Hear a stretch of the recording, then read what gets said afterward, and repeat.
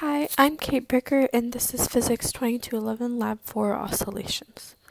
So, just to introduce the purpose of this lab, we used an oscillating object of a spring mass system to determine if our model followed the energy principle or not.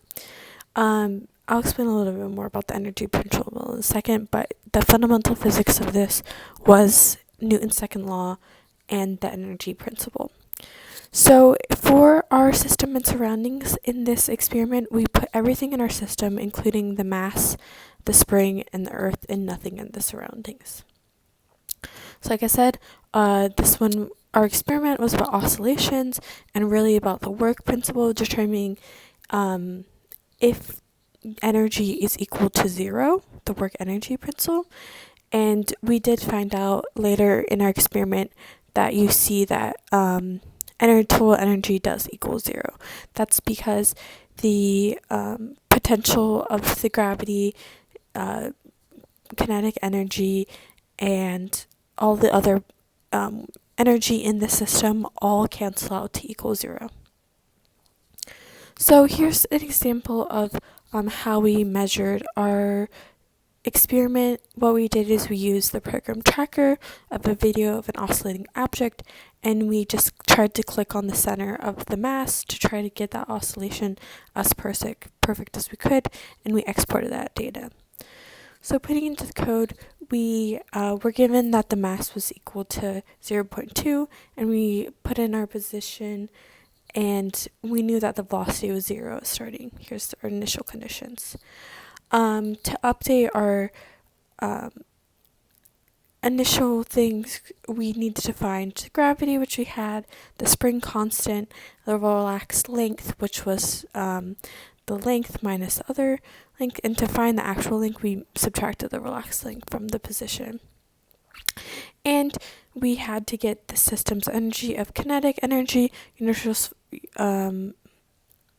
potential gravity, and potential spring to equal the total energy.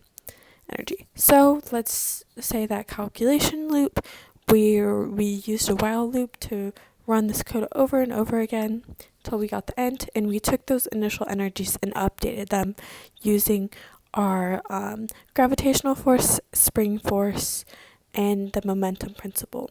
So you can see that we're just updating these forces and seeing how the energy changed with, how did the spring energy change, how did the potential gravity change, and overall finding what was equal to delta E.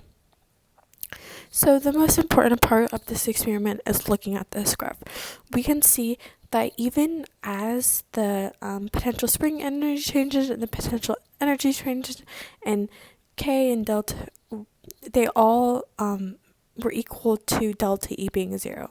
So even as the levels of everything changed, there was still a total energy was equal to 0, which, going to a little bit into the conclusion, that means our data does satisfy the energy principle. And you can see that comparing our model and our experiment, they weren't the most accurate. Our model was accounting for the oscillations a little bit more. So what does this mean? Does our system satisfy the energy principle? Well, as we saw, yes, it does. This is because even as our potential spring and potential gravity, our kinetic energy changed, the energy equals 0, which means that the energy principle is satisfied, because you can't take, or we're not adding any energy into the system, we're not changing the temperature or anything, so energy is still 0. And then using our data we obtained, what is the period of oscillation in the X and the Y data.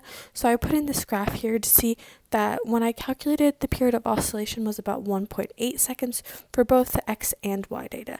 So our period of oscillation was very similar, but you can see that our graphs just started in different positions, like the X is the cosine graph and the Y is the sine graph. That's why, even though they have the same period of oscillations, they may look different.